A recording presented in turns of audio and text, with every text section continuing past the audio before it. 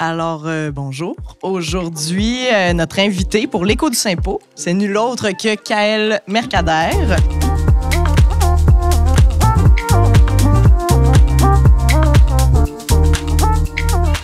Alors, Kaël, tu es un artiste originaire de Québec, aujourd'hui basé à Montréal. Toujours juste? Oui. OK, super. Donc, dans tes œuvres, dans tes peintures principalement, tu vas explorer avec sensibilité les thèmes du rêve, du jeu, de la mémoire à travers une figuration déformée, colorée et bien vibrante, on peut le dire. Tes œuvres représentent souvent des personnages dans des paysages bucoliques qui brouillent les frontières entre art populaire et art contemporain, entre humour et nostalgie aussi. Donc, c'est toujours juste, on te présente bien? C'est absolument juste. Oui. OK, super. Donc, cette année, pour le symposium, ton projet, c'est quand même un projet ambitieux. C'est assez ambitieux. Tu investis une maison entière avec une murale immersive. Exactement. Rien de moins. Alors, tout d'abord, bienvenue. Merci d'être là aujourd'hui. Et merci à vous de me recevoir. Donc, je commencerai juste par te faire parler un peu de ton projet. Ça t'est venu d'où l'idée d'investir tous les murs d'une maison? Ça fait tellement longtemps que j'avais ce rêve-là que je pense que je peux même pas dire l'étincelle que comme je me suis pas levé un matin puis j'ai fait comme je peignerais bien les murs d'une maison parce que premièrement j'ai pas de maison puis je pense pas que mes propriétaires de mon appart à Montréal apprécieraient que je fasse le projet peut-être qu'ils l'apprécieraient mais après ça peut-être que non. Puis, on va leur montrer que ce serait une bonne idée qu'ils acceptent. Ça va être la version 1. Mais en fait moi j'ai toujours voulu faire ça. Ah ouais. Et puis je pense que quand j'ai décidé d'appliquer pour le symposium, c'était évident pour moi que c'était ça qu'il fallait que je me suis dit, c'est comme non seulement comme je tente ma chance, j'essaie de participer au symposium, mais en plus j'essaie de faire ce projet-là que je me dis c'est comme un peu maintenant ou jamais là, j'ai l'impression tu sais je sais pas si je vais avoir une maison un jour dans ma vie dans laquelle je vais pouvoir faire ça, je me le souhaite, mais en tout cas sinon, je vais au moins avoir fait ça ici. Puis c'est l'expérience la plus en tout cas, ça fait 3 jours, c'est que un jour que c'est commencé, mais c'est déjà tellement le fun là, que ça, je pense que ça pourrait devenir un truc que je fais, juste essayer de peindre la plus grosse maison possible. Tout le temps. Là, on commence avec ce local-là, puis après comme ça, un Bernard l'ermite de la peinture. Ah ben ouais, tu changes tout le temps de maison, j'adore ça. C'est une très bonne idée. Puis, quand tu as appliqué tout ça, tu as quand même fait beaucoup de références à un artiste hyper important, entre autres à Chicoutimi, Arthur Villeneuve, qui lui-même avait fait ça quand même avec sa maison. Fait que peux-tu nous en parler un peu de d'où ça vient puis de ton intérêt pour Arthur Villeneuve? Oui, moi, j'ai toujours adoré la peinture d'Arthur Villeneuve. J'avais vu un documentaire sur lui quand j'étais plus jeune, puis j'avais trouvé le personnage vraiment, vraiment intéressant parce qu'il y avait comme un côté vraiment magique. C'était un monsieur, je pense qu'il savait pas lire, là, puis il était comme à un moment donné, il revenait de la messe avec sa famille, puis là, le prêtre avait fait un sermon sur le talent, tu sais, puis comme pourquoi quand tu as un talent, il faut que tu le mettes dans le monde, puis ça va être une bonne façon de servir le Tout-Puissant. Puis lui, il était comme, OK, moi j'ai un talent, je suis peintre, puis je vais peindre toute ma maison, puis à partir de maintenant, je vais tout le temps peindre. Mais avant ça, c'était un barbier, puis je pense qu'il a continué à être barbier aussi à travers quand il est devenu peintre, tu sais. Puis, il avait du talent d'une certaine façon. Il était vraiment, vraiment créatif, tout ça, mais il n'y avait pas de formation en peinture ni rien. C'était vraiment, il est allé là, la tête la première, puis je trouve que c'est cette énergie-là que j'essaie de canaliser, dont j'essaie de m'investir. Puis, mais pas juste lui, on dirait que je l'ai utilisé comme un exemple de le truc le plus extravagant que les artistes populaires peuvent faire, à mon sens, au moins au Québec, parce que mais ça peut être, par exemple, en France, il y avait un monsieur qui s'appelait le Facteur Cheval. Lui, il est vraiment connu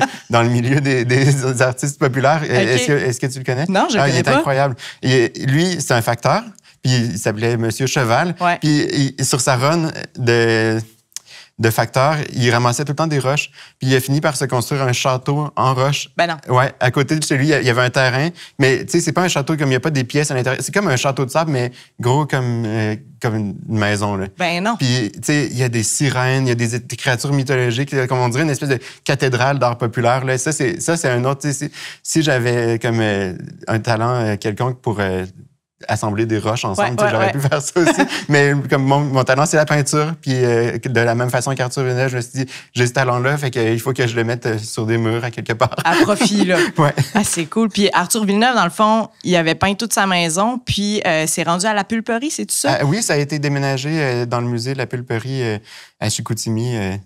Je sais pas, ça fait combien d'années. Oui, ça fait une couple d'années. Il y a des vidéos même, de, tu sais, ils transportent la maison complète dans le musée. Tu sais, je pense qu'ils ont dû enlever un bout de mur pour la faire rentrer. Là, puis, je pense qu'avant de poursuivre, il faut vraiment que je vous fasse une confidence. Ah, super! Je suis jamais allé. Non! Non, je l'ai jamais vu, la maison en vrai. Non! Ouais. Incroyable. Ben là, peut-être que... J'ai vu des peintures d'Arthur Villeneuve, j'ai vu le documentaire sur lui, tout ça. Tu sais, je connais quand même son travail. J'ai vu plein de photos de la maison, mais je suis jamais rentré dedans. Mais tu sais qu'on n'est pas si loin de Chicoutimi. Je sais, puis je pense que pendant le symposium, je vais aller en pèlerinage là-bas parce on est proche, puis je suis en train de faire la même affaire. Hey, ce serait super d'avoir un deuxième épisode avec toi, post-visite de la pulperie, pour que tu nous parles de cette expérience transcendante. Puis, quand tu es arrivé, on a parlé, tu sais, on part de cette question d'immersion-là qu'on avait avec Arthur Villeneuve. Mais quand tu es arrivé, tu m'as dit que sur la route, tu avais fait un croche, tu étais passé par le chic cyclorama de Jérusalem. Oui. De Jérusalem. Oui. Ça, c'était un autre rêve que j'avais de visiter le cyclorama. Ouais. Mais mon rêve avait été un peu détruit parce qu'il avait fermé le cyclorama pour, je pense, des raisons financières puis d'entretien. Puis moi, ça m'avait brisé le cœur. Puis je l'avais appris tellement à la dernière minute que j'avais pas pu aller le visiter. Puis j'étais comme, je le verrai jamais. Puis tu sais, à toutes les fois que je passais devant, j'étais comme, il est juste là, mais je peux pas rentrer dedans, je peux pas voir la peinture. Puis tu sais, moi, j'adore l'art du 19e siècle, avec tu parles de clair-obscur, des ciels vraiment dramatiques. Ça, c'est une scène biblique. Fait que, à un moment donné, tu as un bout, le ciel il s'ouvre en deux. Tu as comme des gens qui s'en vont voir la crucifixion, ils ont les bras dans les airs. C'est vraiment dramatique comme peinture. C'est vraiment gros aussi. C'est comme... T'as plein de scènes. Puis la personne qui m'a fait visiter, qui était super intéressante, une historienne de l'art, elle m'a dit que c'est l'ancêtre du cinéma.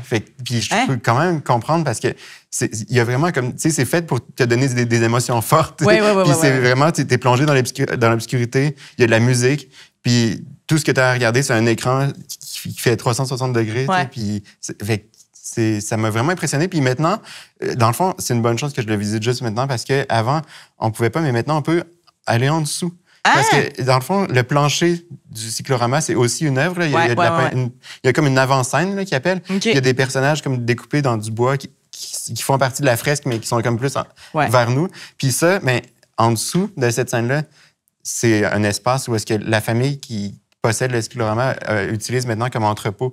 Puis c'est comme t'as un endroit qui ressemble à un vieux garage, un genre de shed à bois avec des outils, puis plein de vieux artefacts du cyclorama qui datent des années 50. Wow. Puis t'as une délimitation, puis là, par-dessus, c'est la toile, c'est la fresque. Okay. Puis j'ai pris des photos, là, on dirait un montage tellement ça n'a pas de bon sens. Wow. C'est comme... Puis ça, je trouvais que symboliquement, c'était hot pour mon projet parce que t'as vraiment comme le travail de l'artisan, de l'artiste, les outils, tout ça, les étagères, comme la saleté, puis... Par-dessus, tu as comme l'œuvre finale, tu sais, comme l'espèce de fantasme de comme, OK, si je fais une œuvre juste en peinture vraiment immersive, tu sais, ça va être ça. Mais moi, je trouve ça le fun quand on voit les deux. Puis mon atelier sur la rue Saint-Jean-Baptiste, ça va un peu être ça à la fin. Les murs, ils vont être peints, mais le milieu, ça va être des pots de peinture, ça va être des pinceaux. Ça va être réalité qui est encore là. Ouais. Donc, les étoiles étaient quand même bien alignées là, pour ton arrivée au symposium. C'est assez incroyable. Ouais. Cool.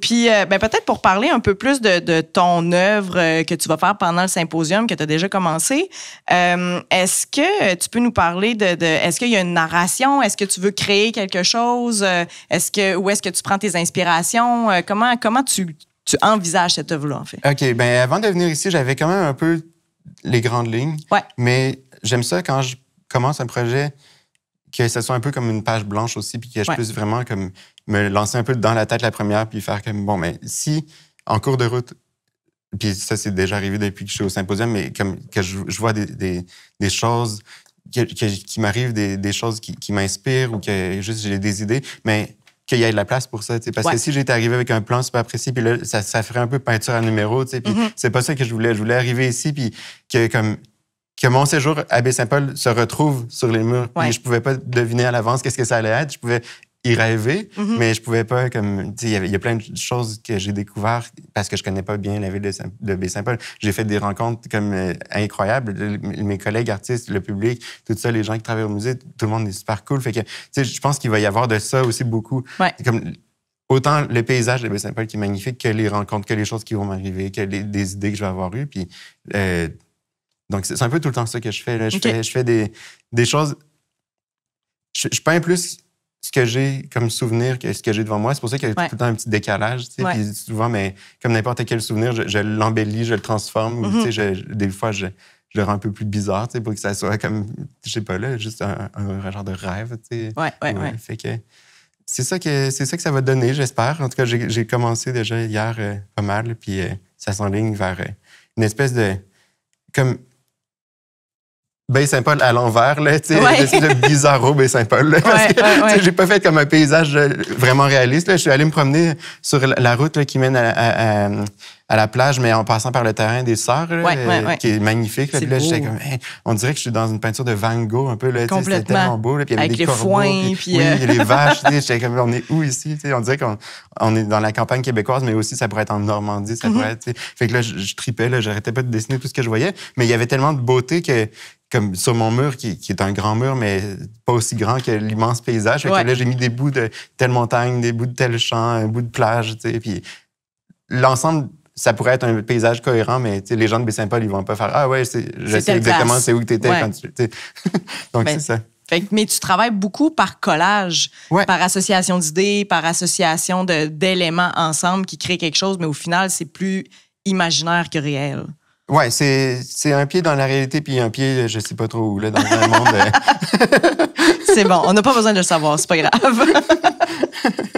C'est vraiment cool. Puis je pense que tu me disais aussi que tu voulais faire référence à certains éléments du symposium dans ta peinture.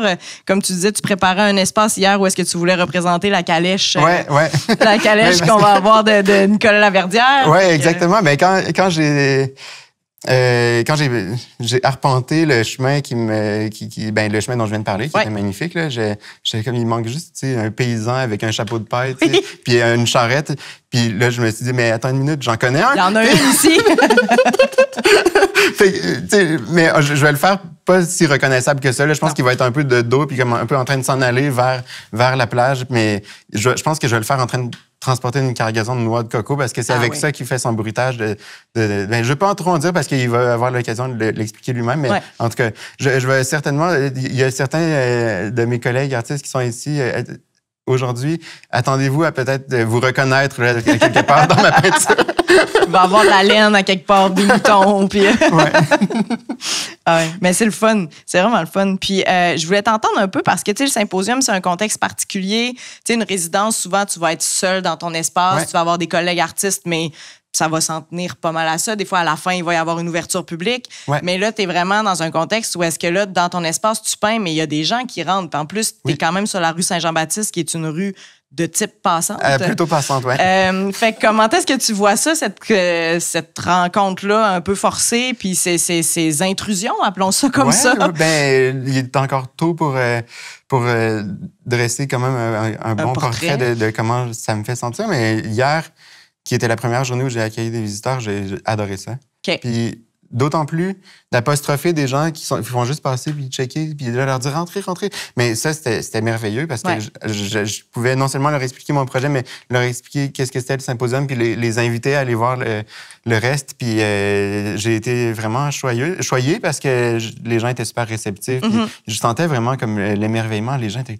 Ah non, je connais pas ça, OK. Puis là, vous restez combien de temps? Puis qu'est-ce que c'est les autres projets? Nanana. Puis la question, il y a plusieurs questions qui reviennent souvent, là, mais une de celles-là, c'est est-ce que vous allez repeindre par-dessus après? Est-ce que ça va rester? Puis là, moi, je fais tout le temps la même blague. Je dis, ils peuvent repeindre en blanc par-dessus ou ils peuvent louer leur local plus cher après. Ben oui, c'est ça vaut cher.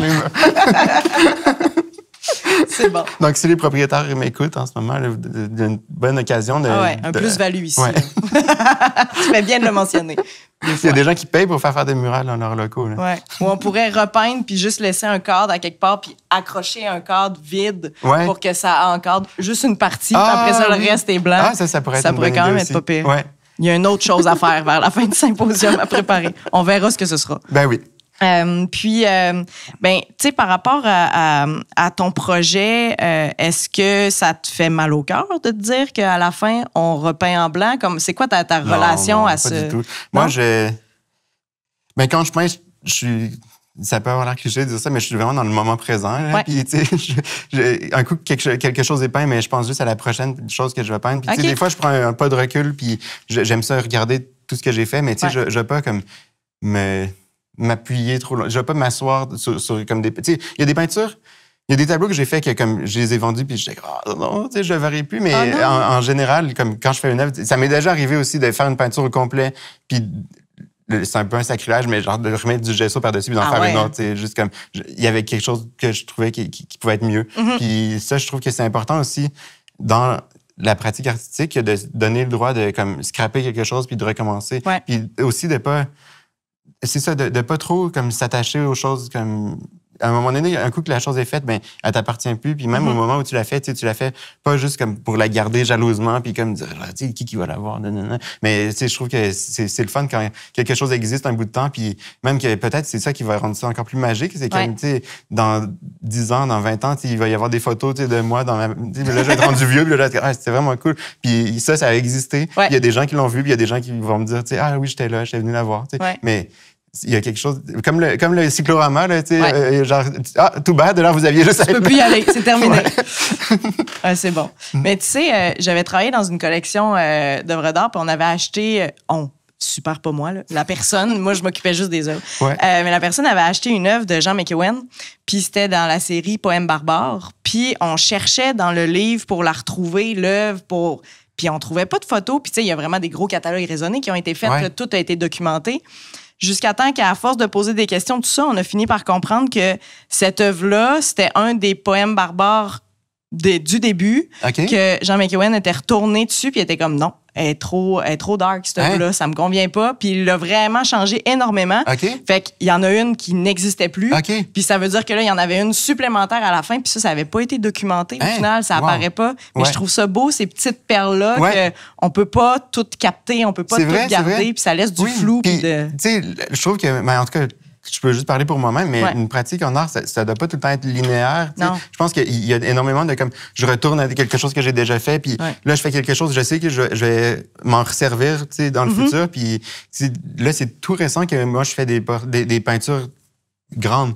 Puis dans la dernière année, toutes les fois que je faisais une œuvre sur un panneau de bois, mais j'ai encore parlé de lui, Nicolas Laverdière, qui était mon collègue d'atelier dans ce temps-là. Il m'avait amené des gros panneaux de bois, des 6 messes d'une maison de la culture. Puis là, j'avais l'idée de faire une exposition avec ces panneaux de bois-là, mais tu sais, c'est compliqué. Je demandais une bourse, tout ça. Puis c'est encore sur la glace, ce projet-là, mais je sais pas quand est-ce que ça va arriver. Puis, mais comme vu que le symposium, c'était bien concret, mais je pensais tout le temps comme, OK, ça, tu sais, imagine-toi que tu es dans ta maison, que tu peins sur les murs.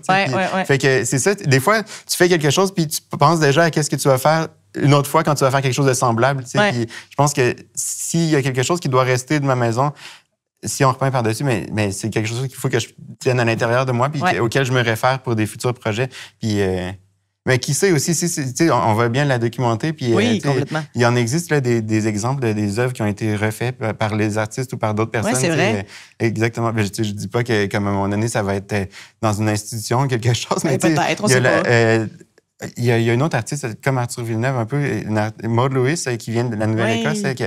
Elle avait une toute petite maison, vraiment, vraiment plus petite que d'Arthur Villeneuve. Puis elle aussi, elle avait peint à l'intérieur, tout ça. Puis sa maison est dans un musée, mais ils ont aussi reconstruit une réplique de sa maison là où est-ce qu'elle habitait. Puis c'est quelqu'un d'autre, je pense, qui a recopié exactement tout ce qu'elle avait fait dedans. Fait que c'est ça. Je pense qu'on peut toujours être son propre faussaire aussi. Puis, tu sais, s'il y a une partie de ma fresque que j'aime trop, mais je peux juste j'allais la faire sur un tableau ou quelque chose. C'est bon. Ça peut avoir plein de formes au final, même si après ça disparaît d'une certaine manière. C'est ça. C'est bon. J'aimerais ça qu'on parle peut-être... tu parles beaucoup, tu as parlé de Maud Lewis, on a parlé d'Arthur Villeneuve, de ton amour pour l'art populaire. Des fois, il va y avoir un clivage qui va être fait entre art populaire, art savant. Puis nous aussi, on essaye de l'enlever le plus possible parce qu'au final, c'est des gens qui avaient un vécu, qui avaient quelque chose à dire. Fait que j'aimerais ça que tu nous parles de ton amour pour l'art populaire. Ah, il y en aurait vraiment long à dire. Mais... j'aime ça. Je trouve ça touchant que... je trouve que c'est quelque chose de profondément humain que de te dire, si à un moment donné, j'ai une maison ou du temps libre, que je tombe à la retraite, tout ce à quoi je vais me consacrer, c'est de la créativité. Puis peu importe si je suis allé à l'école ou pas, ou n'importe quoi, je trouve que c'est quelque chose qui vient d'un endroit qui est à l'intérieur de nous tous. Puis les artistes populaires, on dirait qu'ils s'en sont rendus compte. Puis il y a quelque chose aussi que moi puis beaucoup de monde autour de moi, on est comme, donc, l'art, c'est un travail. Puis à toutes les fois que je fais quelque chose, il faut que ça soit comme que je gagne ma vie avec ça. Mais les gens qui font de l'art populaire, on dirait que c'est comme... Autant, on dirait que des fois, c'est mal vu l'art populaire, qu'autant aussi un passe-temps, c'est mal vu. Puis dire que je fais de l'art pour un passe-temps, c'est comme si tu dis ça, les gens vont faire « Non, c'est un métier! » Moi, je trouve que c'est noble d'avoir un passe-temps. Puis je trouve aussi d'être maître de son temps, de faire comme « OK, je vais me laisser tant de temps par semaine pour faire mon art parce que ça me nourrit. » Puis ça ne me rapporte pas tant d'argent que ça, mais ça me rapporte tellement plus, de d'autres façons, que je trouve ça cool aussi d'imaginer que les artistes populaires aussi, c'est ça. J'ai enfin du temps, j'ai travaillé fort toute ma vie, mais là, j'ai du temps, puis ce que je vais faire avec mon temps, c'est juste travailler de mes mains, c'est de faire travailler mon imagination, mon esprit. Je trouve ça extrêmement touchant. Puis je trouve que ça transcende, aller à l'école, pas aller à l'école, que ce soit ton métier, que ce soit pas ton métier, c'est plus grand que ces considérations-là. Je trouve que c'est juste comme, les gens dans les grottes, genre, à la préhistoire, qu'est-ce qu'ils faisaient quand ils avaient fini de chasser? Ils peignaient sur les murs. C'est vrai. Je trouve qu'il y a cette énergie-là que je trouvais extrêmement touchante de juste... La créativité qui est juste tout le temps là. Elle n'a pas besoin d'un cadre puis qu'elle fasse partie. Puis les artistes populaires, moi, j'ai un livre qui est un peu ma Bible là, que j'ai traîné ici avec moi. Puis je le laisse pour les gens pour qu'ils le consultent pendant que je fais ma peinture parce que ça répond beaucoup à qu'est-ce que moi j'ai comme préoccupation puis comme envie de montrer. Puis ça s'appelle les patenteux du Québec. Puis ça, c'est comme... Il y a des gens là-dedans, c'est des purs génies. Là.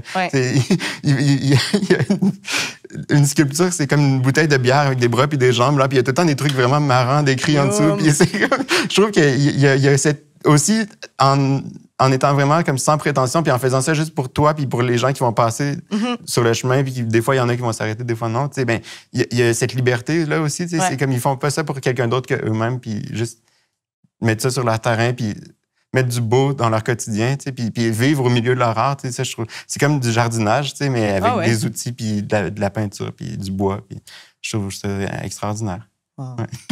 C'est vraiment des objets, puis on en avait un à Saint-Urbain, mais ils l'ont défait, je sais pas pourquoi. Puis tu montais sur la 381 comme pour aller monter le Mont du Lac-des-Cygnes, mettons. Puis à un moment donné, il y avait un bâtiment, mais le bâtiment était habillé comme si qu'il était un robot. Mais genre gigantesque, là, 2-3 étages, mais c'était un robot. Mais, tu sais, mais ça faisait partie d'une communauté au final. Là. Tu disais, où est-ce que tu t'en vas? Mais c'est avant ou après le robot sur la route. C'était pas quel kilomètre de la route, ça donnait vraiment un élément auquel on était capable de se rattacher.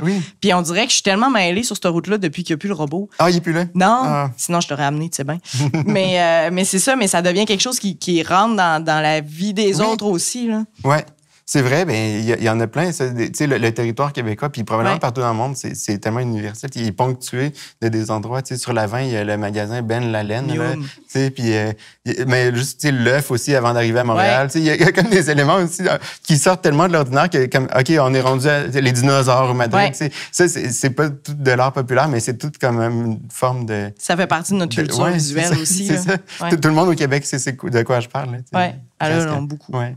Mais en tout cas, j'aurais aimé ça pouvoir te montrer le gros robot de la 381.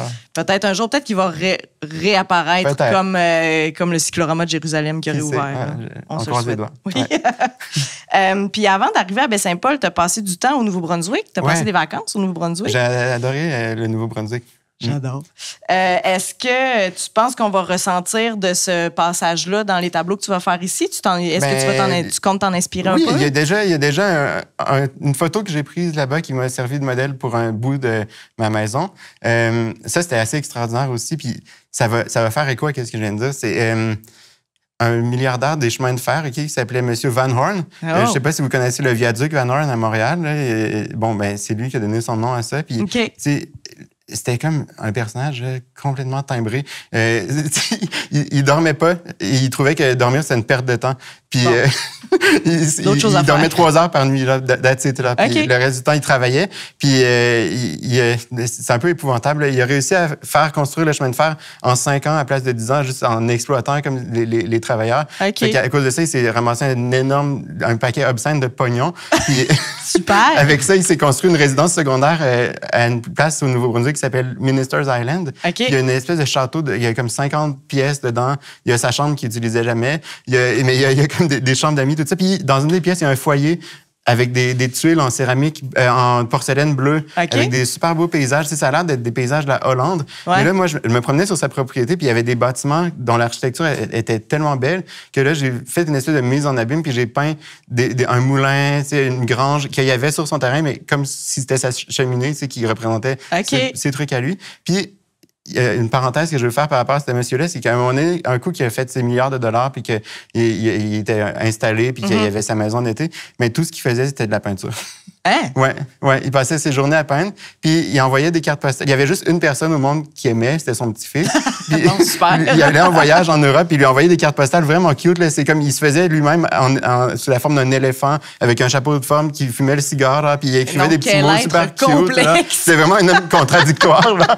Puis je veux raconter une dernière anecdote à son sujet, qui est vraiment drôle. Là. C'est qu'il y avait une vraiment grosse grange, puis il y avait des employés qui travaillaient dans sa grange. Il leur faisait porter des sarraux blancs pour avoir l'air vraiment sérieux, tu sais, dans leur travail de fermier. Puis à un moment donné, il était arrivé, puis il était en train de regarder par la fenêtre parce que le paysage est vraiment, vraiment beau. Puis là, lui, il a rappelé l'architecte, puis il a fait comme ça me prendrait des fenêtres plus hautes. Parce que je veux pas que mes employés soient pas productifs puis qu'ils regardent par la fenêtre à place de travailler. Ils perdent trop de temps à regarder dehors. Mais c'est ça. Puis lui, pendant que ses employés n'avaient pas le droit de regarder par la fenêtre, ben il se promenait sur son île puis il peignait. Il était devenu un peintre, finalement. C'est bien super. Fait que n'importe quel classe sociale que vous soyez, tout ce que vous voulez vraiment faire, au fond, c'est de l'art. Ben oui, c'est ça. On revient à ça. J'adore ça. Ouais. Quand il y avait du temps. C'était un gros coup de cœur que j'ai eu au Nouveau-Brunswick, mais je pourrais en parler pendant des heures, mais je pense qu'il y a quelqu'un d'autre qui va vouloir parler du Nouveau-Brunswick. Il y a des chances qu'on en parle dans un autre épisode. Mais non, j'ai vraiment adoré ça. Ouais. C'est cool. Fait qu'on va retrouver de ces petits éléments-là, des éléments du Nouveau-Brunswick, des éléments de Baie-Saint-Paul, même des éléments de Montréal. Tout va être mêlé dans ce que tu nous présentes. Là. Ouais. J'adore ça. Tu sais que Van Horn, un autre fun fact, ça a été un des premiers collectionneurs d'œuvres d'art. Ah bon? Il paraîtrait. Mettons, au Canada, là, il n'y en avait pas beaucoup des gens à ce moment-là qui achetaient de l'art. Mais lui, il paraît que ça aurait été un des premiers collectionneurs. Fait que, tu sais, déjà, il a starté quelque chose. Wow! Ouais. Bon, il n'a pas fait que du mal. Non, exactement. Des fois, il a aidé des artistes à vivre. On revient à tes œuvres. Oui. On quitte le Nouveau-Brunswick.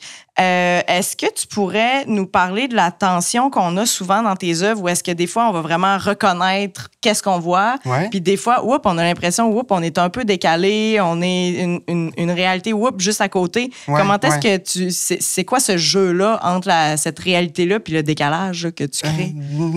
C'est pas tout le temps fait exprès, là. C'est souvent...